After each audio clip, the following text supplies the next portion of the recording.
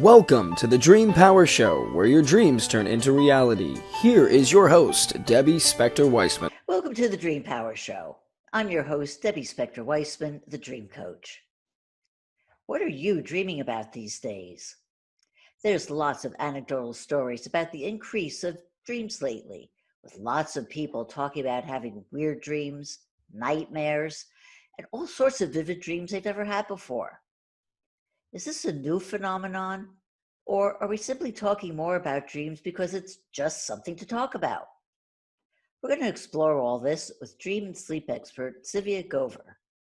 Tzivia is the director of the Institute for Dream Studies, leads workshops and panels on dreams, and is the author of several books, including The Mindful Way to a Good Night's Sleep.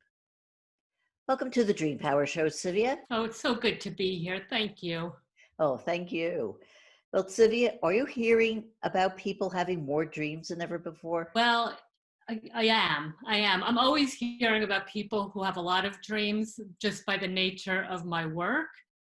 But certainly what I'm noticing and what people are noticing is changes in their patterns of dreaming.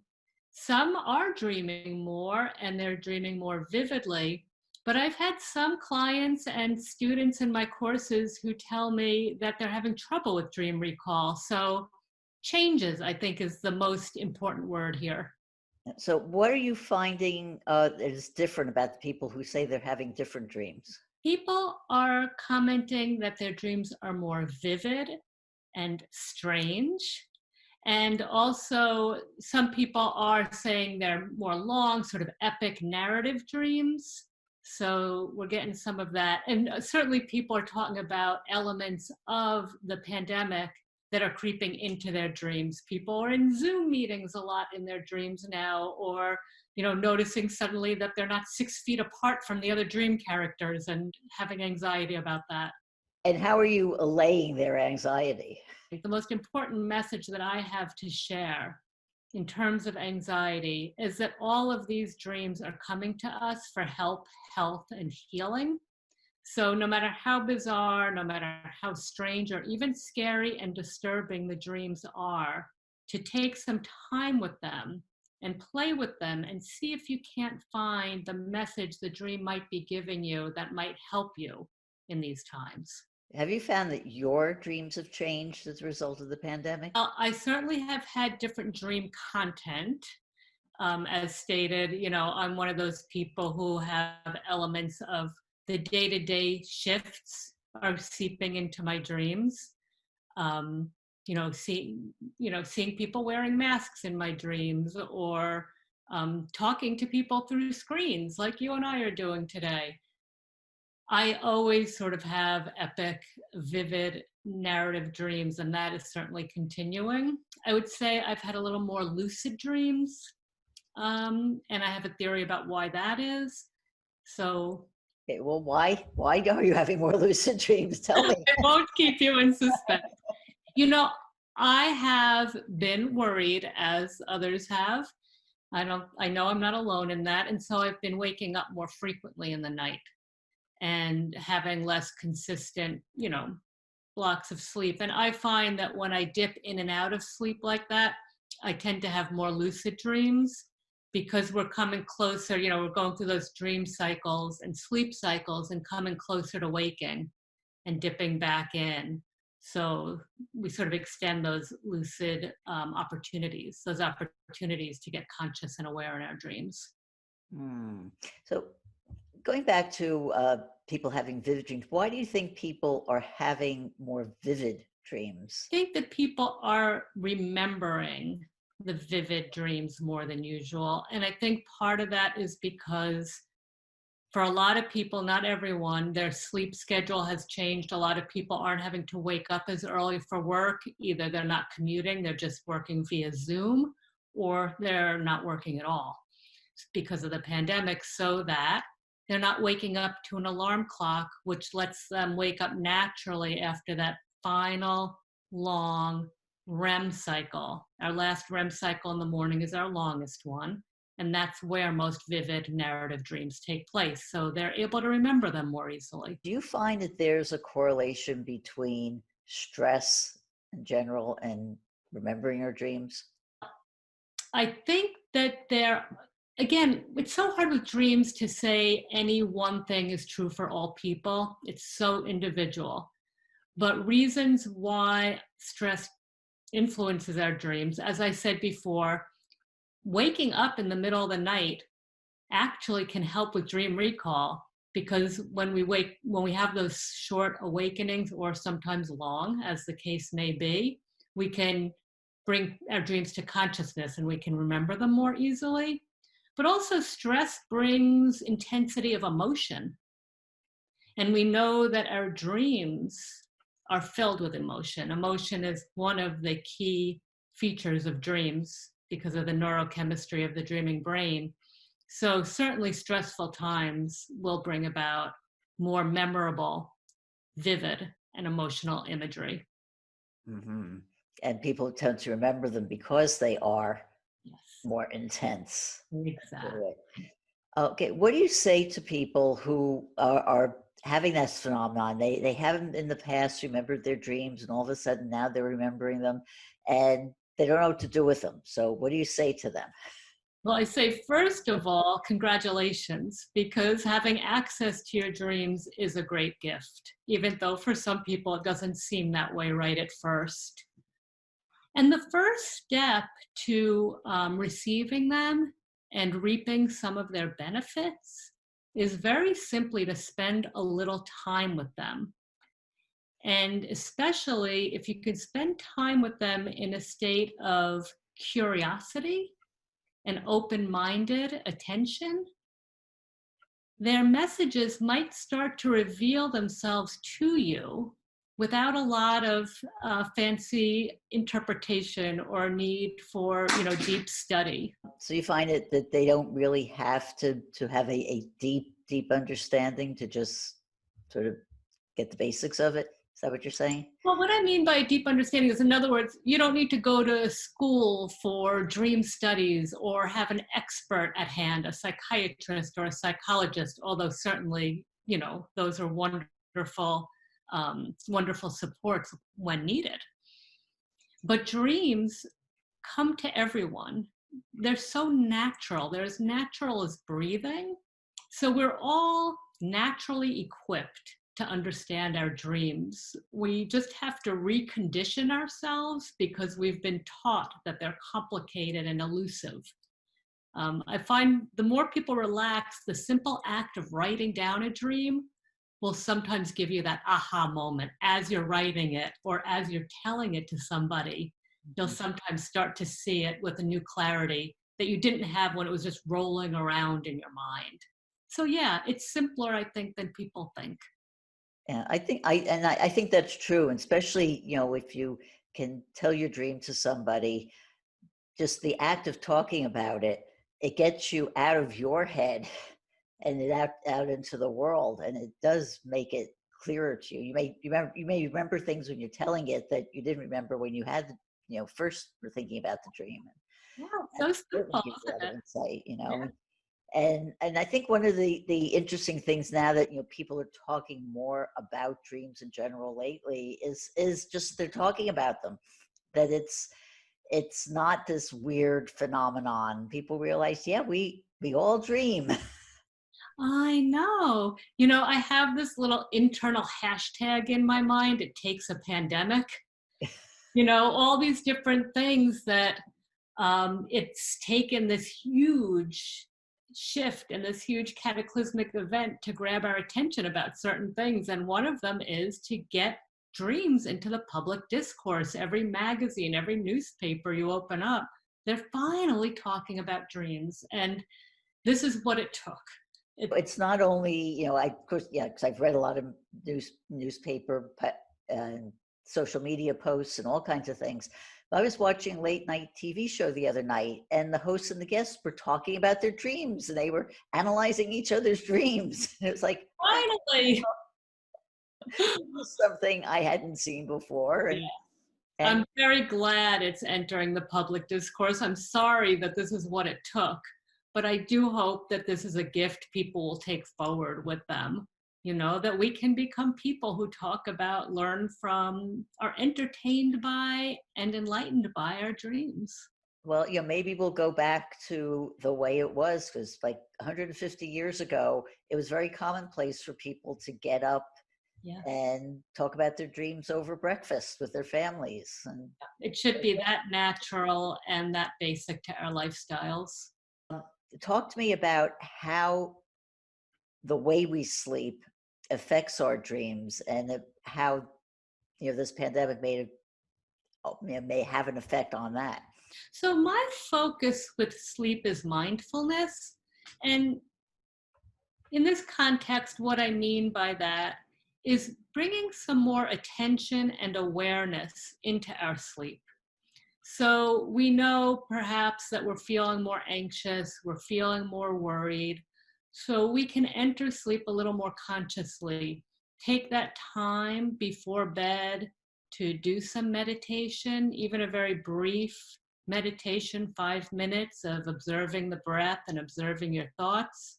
And what that's going to do. Oh, and one other thing that you and I were talking about a little before we started this formal interview is gratitude. So how we enter sleep does affect our dreams and the quality of our sleep. So that when you go to bed grateful, studies have shown that it helps you to sleep better and dream better. So more important now than ever to, rather than count sheep, or in addition to count your blessings as you're falling into sleep.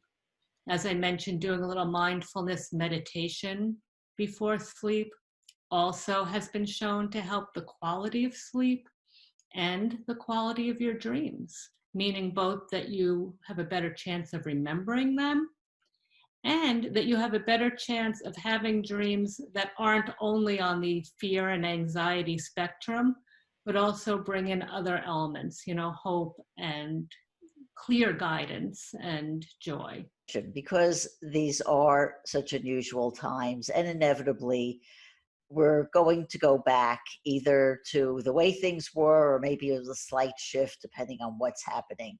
Do you think that people who are remembering their dreams now will continue to, or do you think they're just going to go back to their old patterns and forget about this little phase in their life? I think there's going to be a combination. I think some people really will, during this time, realize what they've been missing, right? That this is interesting, if nothing else. I mean, for me and for so many people I work with, and I'm sure for you, dreams are a rich source of guidance and inspiration, health, help, healing, all of that.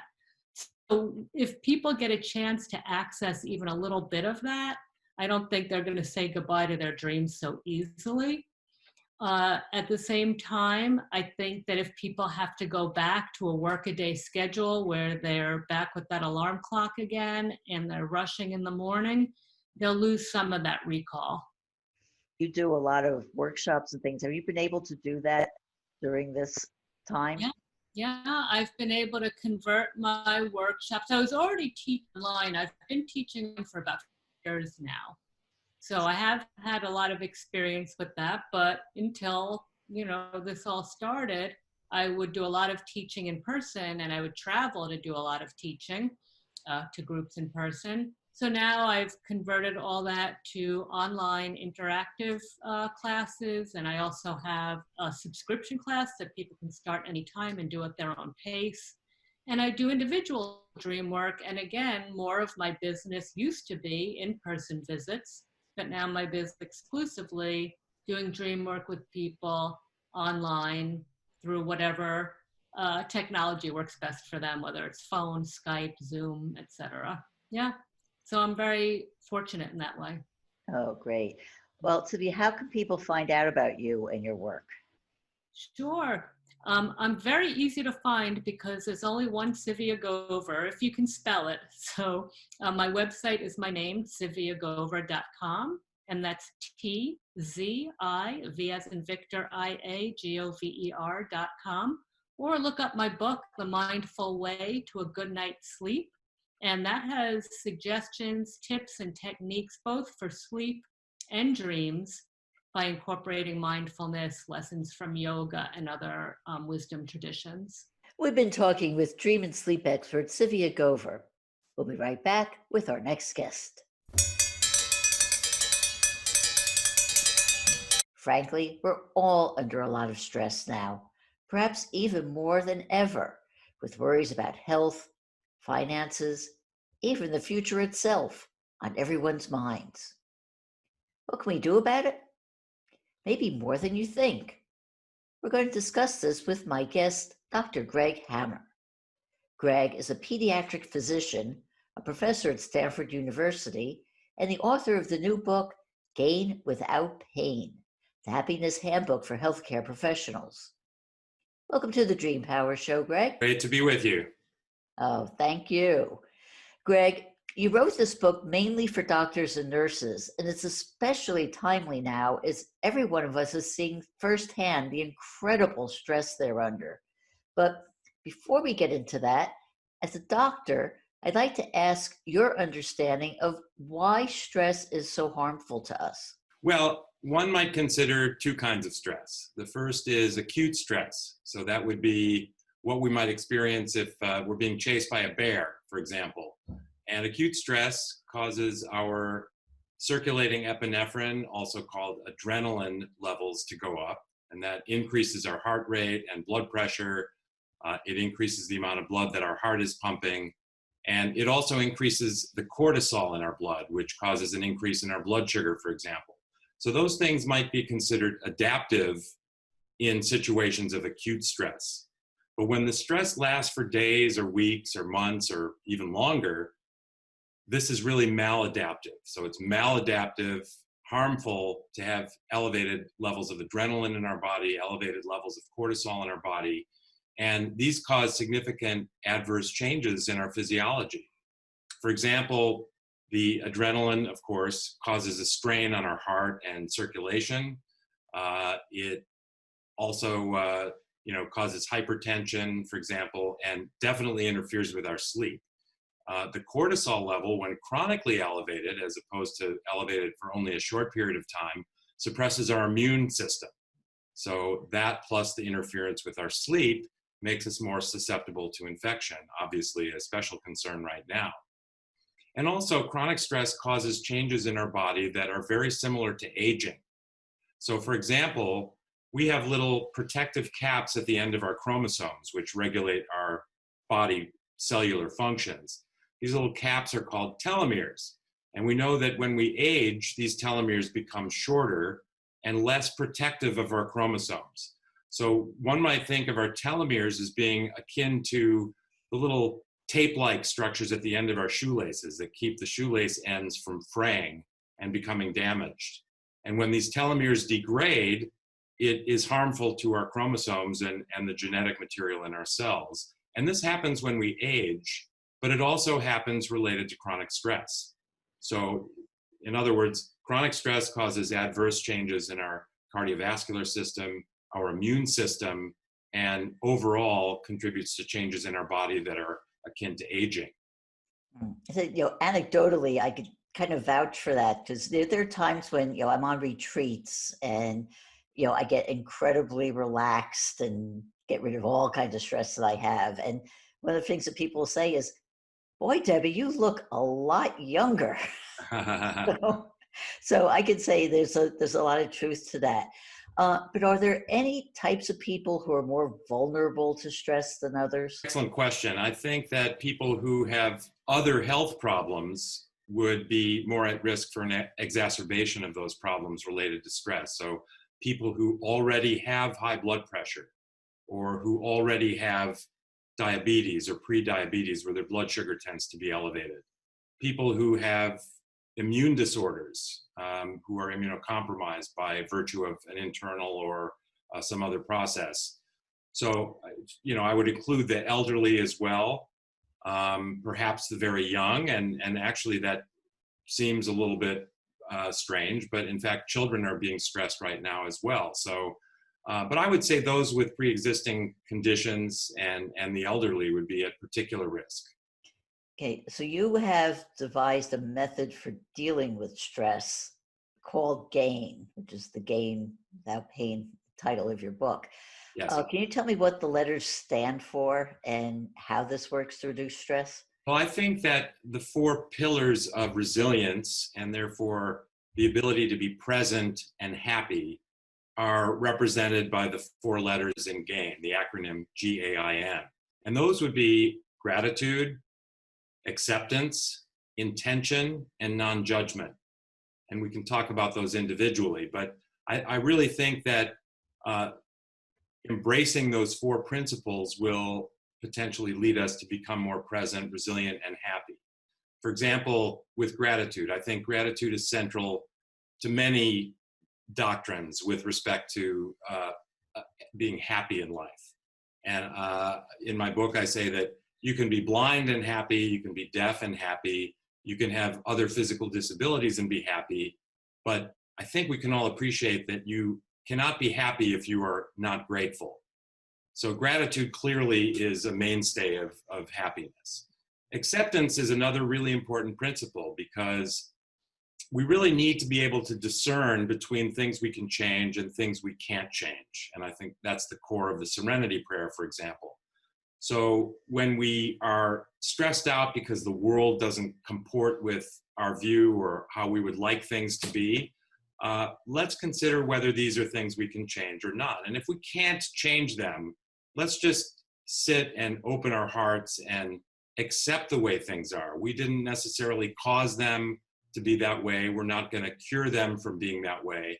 Let's just open our heart, let these feelings in, which may be a little bit uncomfortable at first, but when we resist, the pain persists. So let's open our heart and practice acceptance. The I in GAIN stands for intention. And what I mean by that is that by using our purposefulness or intention, we can actually rewire our brains. We can change the way we think from our usual negativity bias to a more positive outlook. And an excellent example of that is a program at Duke University called 3 Good Things. And the practice is very simple. So when you're preparing to go to sleep at night, putting on your pajamas or turning down the bed, think of 3 good things that happened during the day. The fact is, our usual practice is to take stock of our day and think of things that didn't go as planned or didn't go well. And simply by thinking of 3 good things at the end of the day actually helps all of us sleep better and be happier people. So that's an example how we can use our intention to change the way we think. And even at ages over 30, 40, 50, 60, we do have the ability, because our brains remain somewhat plastic or modifiable, we have the ability to actually influence our thought processes. So we talked about gratitude, acceptance, intention, and the N in GAIN stands for non-judgment. I think we can all relate to the fact that our minds are usually quite busy comparing things one to another, ourselves to others, categorizing everything as being good or bad or too big, too small, and it's actually rather exhausting. And as an alternative, we can just simply be non-judgmental. That is, we don't have to categorize everything as good or bad. We can just contemplate the way things are without judgment. And we're all particularly adept at judging ourselves. And again, our negativity bias creeps in and we tend to judge ourselves harshly. So let's, for example, do a cognitive behavioral exercise and just pretend we're talking to our best friend. And our best friend is telling us about how they're judging themselves. Our natural response would be to reassure them, you know, you're a good guy, or you're a lovely woman, you mean the best, and you have great intentions, and don't judge yourself. Don't judge yourself harshly at all. If we can use the same reflection to ourselves and just accept the way things are with ourselves in the world, and without judgment, we will be happier. So those are the 4 principles of GAIN, and I think those are core principles with respect to being present, resilient, and happy. So if you're full of stress right now, would you have to embrace all 4 principles to get benefit? I think that they're all interrelated. And, you know, in my life, I teach meditation to medical students, residents, fellows, and faculty. and I teach them the G.A.I.N meditation, which I do every morning. So I recommend getting up 3 minutes earlier than you would normally,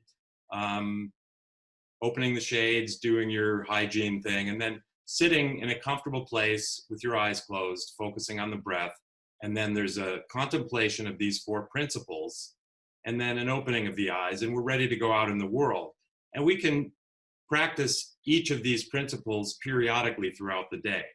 So the answer to your question is the 4 are kind of interrelated. I would recommend, focusing on one at a time if you'd like, or certainly I recommend starting the day with a G.A.I.N meditation where you do kind of go through a contemplation of all 4 principles. Just by practicing that will just decrease your own stress? Absolutely, because, if you think about when our happiest moments, they are when we are present, right here, right now. So when you're with somebody that you love, embracing, you sort of stop worrying about the past and the future, and you become present. You join with the other person, perhaps. Or you're just watching a miraculous rainbow, or you're at the beach focused on the waves, or listening to a beautiful piece of music, or gazing at a beautiful piece of art. You find that you're present. And when we're present, we are happy. And I think we can all relate to that. When we are obsessing on the past and the future, we're often unhappy. And again, our negativity bias creeps in. So we're thinking about the past. Our thoughts are full of regret and shame. I wish I hadn't done that. I'm embarrassed about this. Or we're obsessing about the future, which is especially common, I think, right now during this awful pandemic. And we tend to imagine the worst case scenario, and we have fear and anxiety, and we catastrophize. So by going back to these G.A.I.N principles, I think what we find is that it helps us refocus our energy and our thought processes on the present. Because again, when we're grateful, we're happy and we're present. And similarly with acceptance, intention, and non-judgment. So I think these 4 principles do work together to help us kind of let go of the maladaptive obsession with thoughts of the past and future, which are often uncomfortable and negative.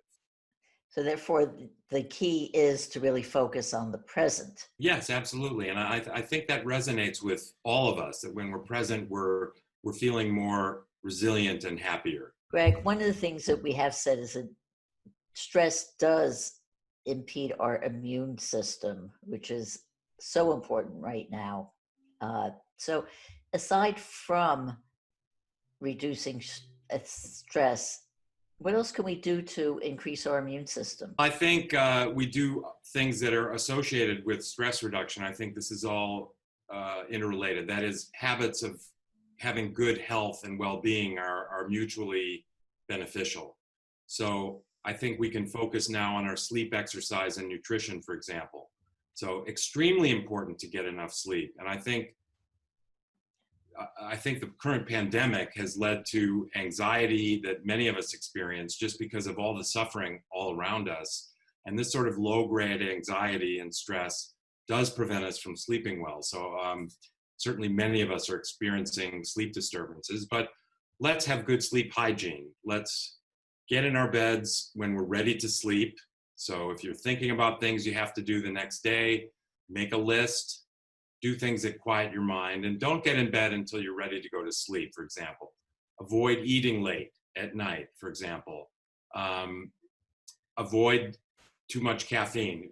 Caffeine has a long half-life of between 6 and 8 hours. So if you have a strong cup of coffee in the morning, say at 8 o'clock in the morning, half of it is still circulating in your body at 2 o'clock or so in the afternoon. And then a quarter of it is still circulating in your body when you're getting ready to go to bed. So if you're sensitive to caffeine like I am, coffee and tea can be definitely factors that interfere with sleep. So try to minimize it and keep it early in the day. Don't drink coffee or tea in the afternoon if you're having difficulty sleeping. How can people find out more about you and the book? You can go to my website, which is Greg Hammer, GregHammerMD.com, GregHammerMD.com, lowercase. And also on Facebook, if they just put Greg Hammer MD in the search window, they will be directed to my book and other links on the website. We've been talking with pediatric physician Dr. Greg Hammer about stress. We'll be right back with our next guest. One of the most challenging aspects of the past few months is that we've all been forced out of our old routines. Some of us have successfully been able to create new routines that serve us well. Then there are others who are struggling with how to go on with their lives. There are solutions to this, and I'm happy to bring back Dr. Dravon James to discuss them. Dravon's goal is to educate, empower, and inspire others to live the life of their dreams. She's the founder of Everyday Peace and the author of the book, Freedom is Your Birthright. Welcome back to the Dream Power Show, Dravon. Thank you. It's so wonderful to be back, especially during these times. Well, I must ask you, Dravon, how are you doing now? You know, I'm doing well as to be expected, and maybe even better than that. To be honest with you, just using this time, as you said, to really hold on and hone into what my dream is, and to really lay some foundations and start making some tracks in that direction.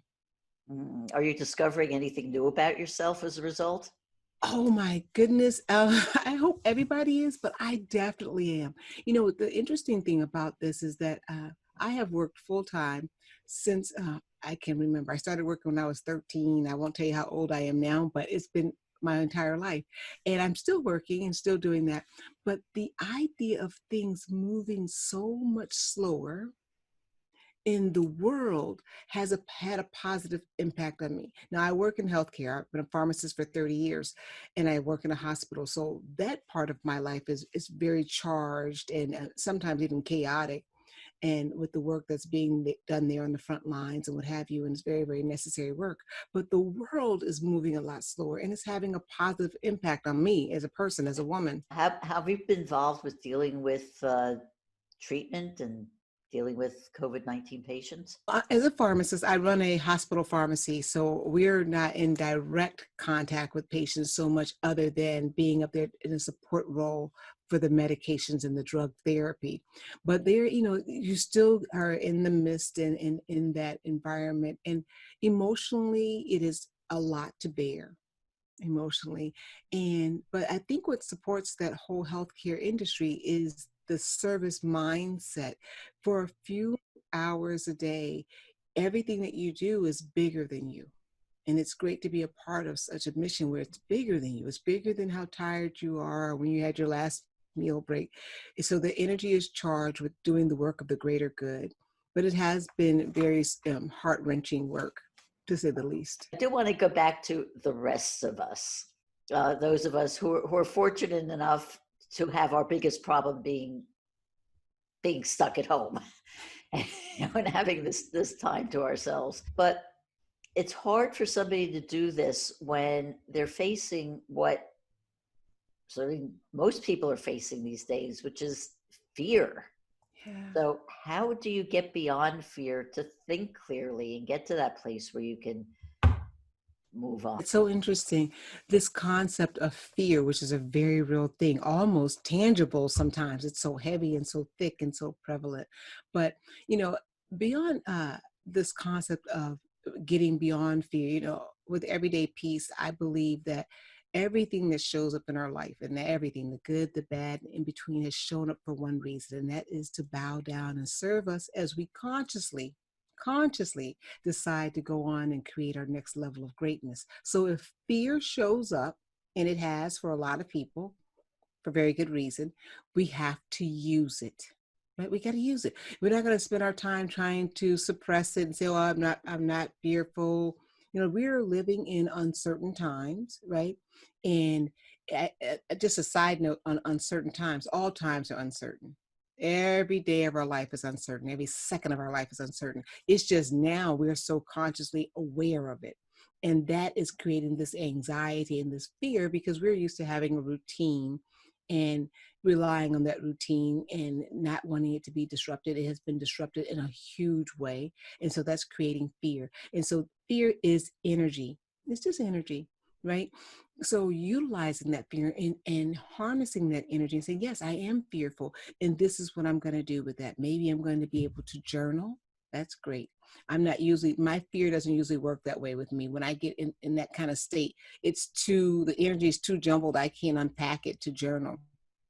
So I generally have to have a physical activity that I can do so I can kind of get the fear energy sort of tamed in a packaged, if you will, in a way that it can be used. So generally that means let's start cleaning. If you're a person that likes to clean, maybe it's time to do a load of laundry and just start talking to the fear. I know it sounds bizarre, but this is what I do. And what I encourage people to do is, hey, this is what I'm afraid of. And after you face it, then it's not like the thing goes away, because we've been in this state for over a month now. It's not that the situation goes away. It's once you face it and you speak to it, the light of awareness shines on it, and it's not as scary. Your ego feels like, hey, somebody other than the ego is in charge, right? Maybe there's a universal plan, right? That's an idea, something to think about. And you start to deal in that space, just in that space. Not saying that the times are going to change overnight. You start to deal in that space and with that energy more effectively. And that energy starts to be something that now you can use. You've repackaged it, if you will. Wouldn't you say that you did talk about doing things like cleaning or journaling, that Yeah. taking an action is Yeah. also an important part of it? So you're not just sitting there letting your mind run rampant. Yeah. Go clean that closet that you've been saying that you were going to get to and you've never gotten to.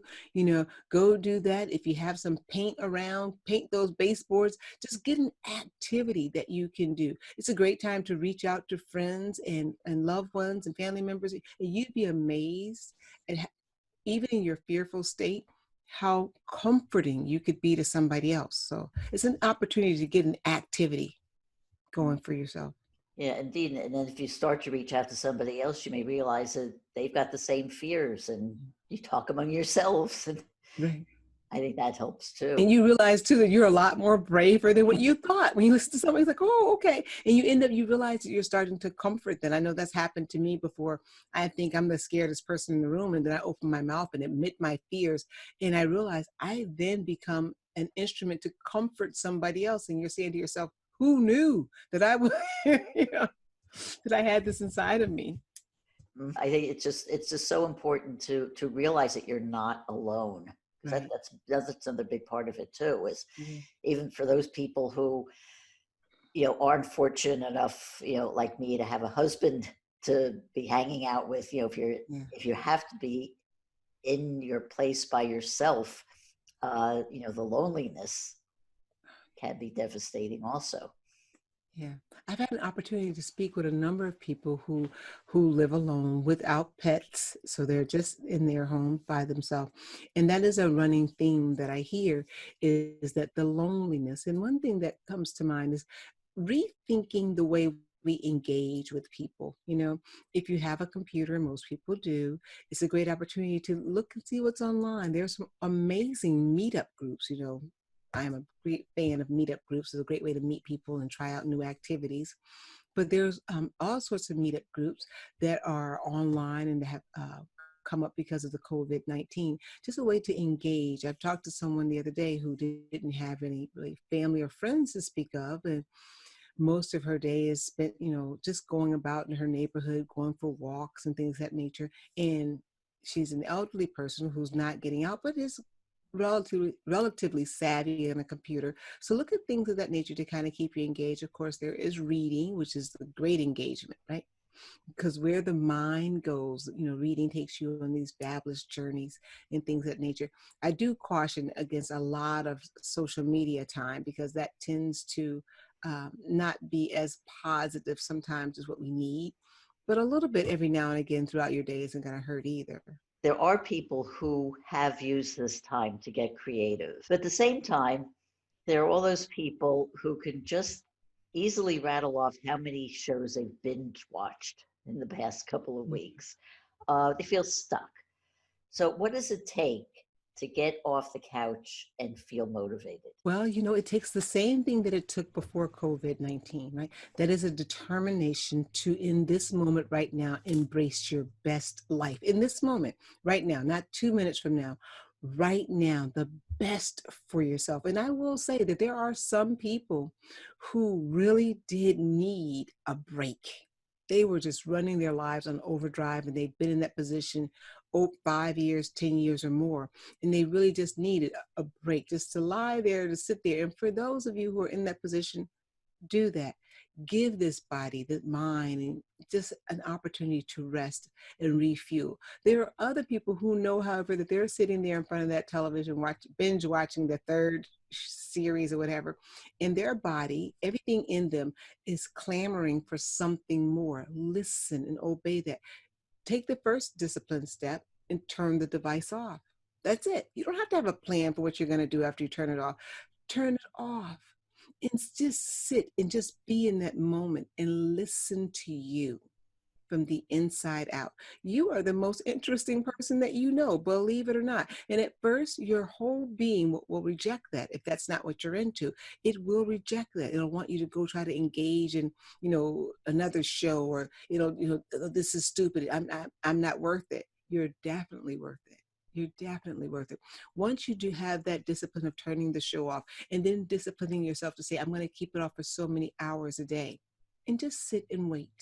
Just sit and wait. If nothing comes to your mind immediately, be okay. Become comfortable again in the presence of the one person you'll always be with, you.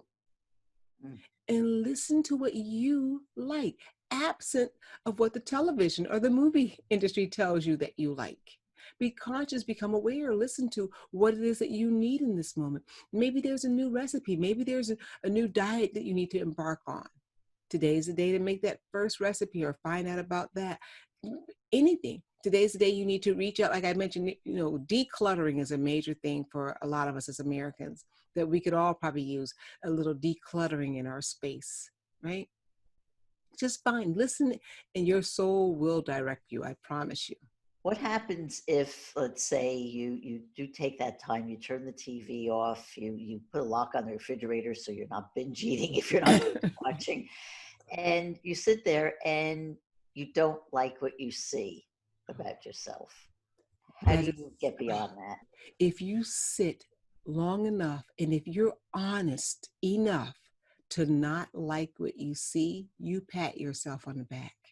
You've just crossed over into the world of boundless opportunities and engagement with yourself, because it takes a very honest person to sit long enough. Because what happens initially is that as soon as the ego gets a glimpse of something that we don't like about ourselves, it tries to shut us down with shame or resentment or regret, and we can't go further into that path, and we can't really look at that and see it for whatever it is.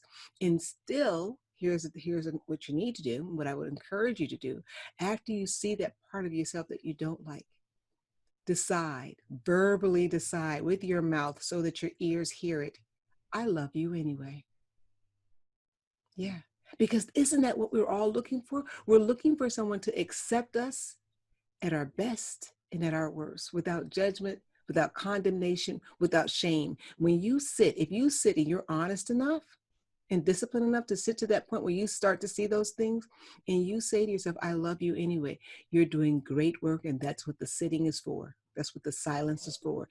That means that this whole experience has been wonderfully, bountifully utilized by you. Well, Dravon, how can people find out more about you? But you can find out more about me by visiting my website, www.drdravon, Dravon, James.com. That's www.drdravonjames.com. We've been speaking with motivational expert, Dr. Dravon James. We'll be right back with our next guest. Yes, this can be the perfect time for self-transformation. I guess then you're asking yourself, great, how do I do that? We're going to explore the answer to that question with Wendy Darling, a transformational change expert and the founder of the Miraculous Living Method. Welcome to the Dream Power Show, Wendy. Debbie, great to be here.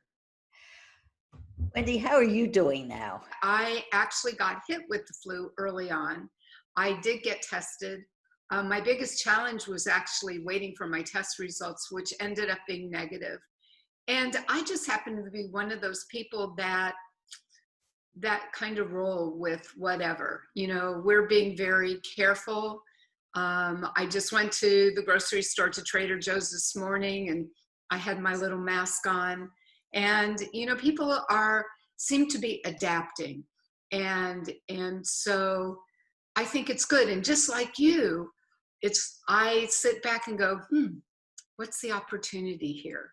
Because it really has been a forced time out for many people. In the introduction, I did refer to you as a transformational coach. What is your definition of transformation? It's being able to really shift and get the results that you want. You know, it's not just, oh, I want this mentally, I'm going to think about it. It's actually bringing about to experience it in your life. And this is now my 39th year since I started my own business, which is quite amazing to me. And the thread there, well, there are a few of them, but one of the key threads is I've always been interested in people getting results. And I don't like it when I hear people working with somebody for, you know, huge periods of time and they're still spinning their wheels. And I'm very blessed that I have ways to help people get easier, faster results. One of the things that you did develop was a program called the Miraculous Living Method. So can you explain what that's about? That's my system. And it just kind of, to cliff note it, there are 5 primary pieces to it. First of all, I always have what I call magic wand time. You know, what is it within you that you really want to be experienced in your life? And we look at 10 different facets of life and see where you are with those. And then from there, I'm able to identify your attraction factor. And that is your entry point of one of those 10 areas that if you focus there first, all the other things will fall into place a lot easier. And I have a way to help identify that. And it's just amazing. And it's not always an obvious connection. So let's say, for example, you came to me because you wanted to make more money. Well, I've had people that actually needed to start dating. And once they did that, I had somebody come to me because I helped a friend of theirs release excess weight. And in her case, she needed to focus on her career and ended up shifting jobs. And guess what happened shortly after she started her new job? The weight started coming off. So, and then there are times it's business to business. So that too is just a wonderful place. And then the third component is really the method itself. And this is a 3-pronged system. So part of what happens when I do my healing work is it comes through me through song and energy. So I'm able, if I would be working with you, I close my eyes. It doesn't matter if you're right in front of me, if you're on the East Coast, if you're in Australia, I see your energy. Please don't ask me how that happens because I can't tell you that. It just does. And then we work with, I can see kind of like an X-ray where there are dark areas or places that need this renewed energy to come in and restore you. So it's not like, oh, we're going to find this, we're going to release it, we're going to fix it. Instead of going backwards, we look at what you're wanting to create, and then I'm able to see and shift the interference. And then a key piece in my system is what I refer to as brain training. A lot of times affirmations alone are very challenging to actually work with both the conscious and the subconscious mind. And so I have, people are able to either work with me personally or listen to one of my audios. But I also have transformational cards. These are designs that came through me many years ago. Now, gosh, 19 years ago. That's hard to believe. And it creates a very unique circuitry. And so you'll listen to the audio, you'll have your hands on your cards, and then either I test for what statements you need to be making so that you're training your mind to be in alignment with what it is you want to create. Because if we don't do that, you risk, there are a lot of wonderful people doing release work, but if we don't work with the mind to be in partnership with what it is you want to actually have happen, you risk defaulting into old patterns.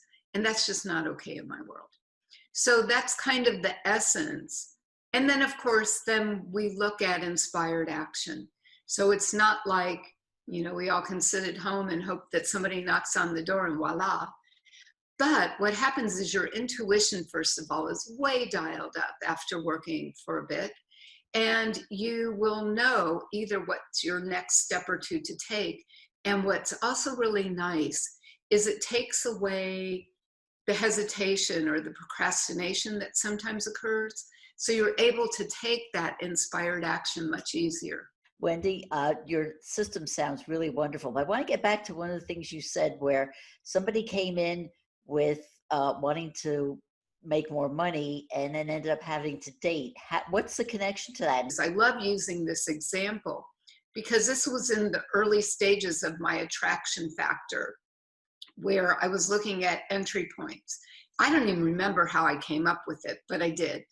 And in his case, his entry point of where he needed to focus first was dating. Now, what I love about this system is if it were up to just me and my mind, I would never have recommended that. I would have said, he had been divorced for a while, and he would probably have agreed with me. Let's get this piece handled. Let's get your business starting back up again. And then we can talk about, maybe dating. But no, in his case, his entry point was to date. And at that time, he was living in Costa Rica. He had moved there from Florida. He started Get Online. He was talking to women. He actually met a woman who lived in Brazil. And they had this immediate connection. They were talking all the time, started to develop a relationship. And as this was happening, and this was in a very short period of time, guess what started happening? Suddenly he was opening up more. He was having new opportunities. In fact, it was a very short time. It's been a long time now. But I want to say definitely no more than 3 months, and it could have even been less. He actually moved to Brazil to be with this woman because he had the type of business that didn't require him to physically be in one place. So there was no logical explanation for this. This is where I surrender to the process as opposed to me coming up with whatever. Now, I always have ideas and I'm very intuitive, but I love what this provides because it takes us out of what we think we should do and moves us into more what's going to support you. And that's where I just surrender to the powers that be and say, okay, I'm going to trust you guys know better than me. It's all good. Yeah, one of the things you said before was that you didn't like these kind of programs that last for a long, long time and that you are out to get results. So how long does your process take? Depends, but most of my clients work with me for about 3 months. Do you find that people come to you with a specific problem, or they come to you because they just are in a not sure what they want state? Both. I've had people that have been, say, in careers for quite some time and they're feeling restless or they don't want to do that anymore, but they're not sure what they do want. They feel that there's something more that is kind of waiting for them, but they can't tap into it yet. And then a lot of people come with very specific ideas of what they want, whether it be a single person wanting to finally attract love. I just recently received an invitation to one of my clients who's in Australia. She has her wedding in June. She's 55 and getting married for the very first time. It makes me so happy. Do you see any correlation with your program and something like the law of attraction? Maybe a little, yeah. What I do was given to me. And I have read lots of books. I've studied different things. So I guess you could say a piece of this also has to do with that, because I do teach people how to manifest what they're wanting.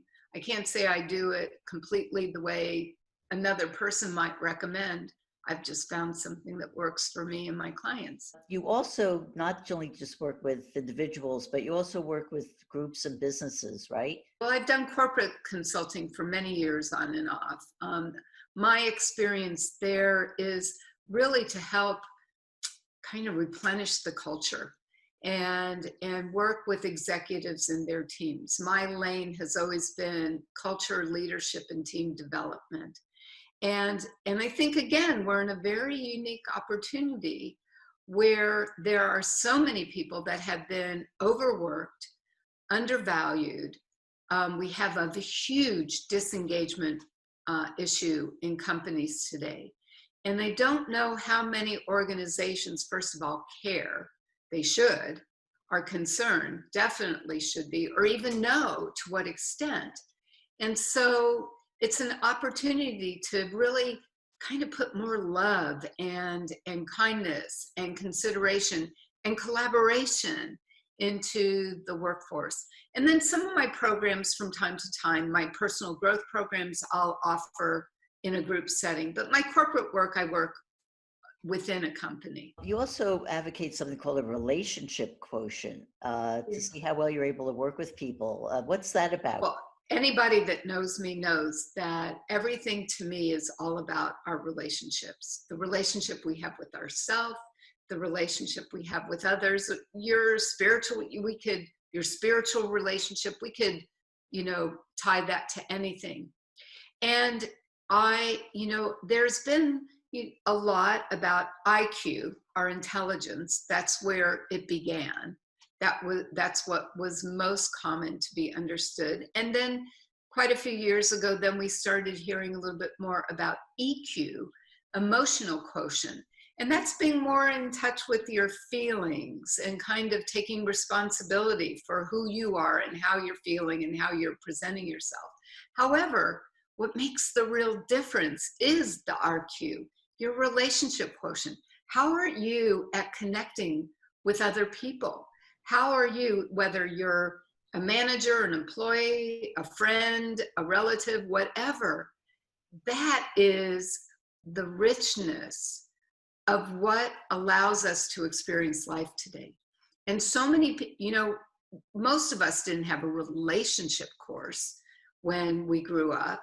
We certainly didn't have a relationship course of any kind with parenting. And we could keep going on with that conversation. So I believe that IQ plus EQ plus RQ equal successful results. How can people find out more about you and your services? Oh, sure. Well, the easiest is you can go to my website, wendydarling.com, just how it sounds, WENDY, wendydarling.com. And if you ever want to just have what I call a little heart-to-heart, there's a place that you can schedule that. There's lots of information on that website. And also you can email me, wendy@wendydarling.com. We've been speaking with transformational change expert, Wendy Darling. I hope you've enjoyed today's program. Until next time, this is Debbie Spector Weisman saying, sweet dreams, everybody.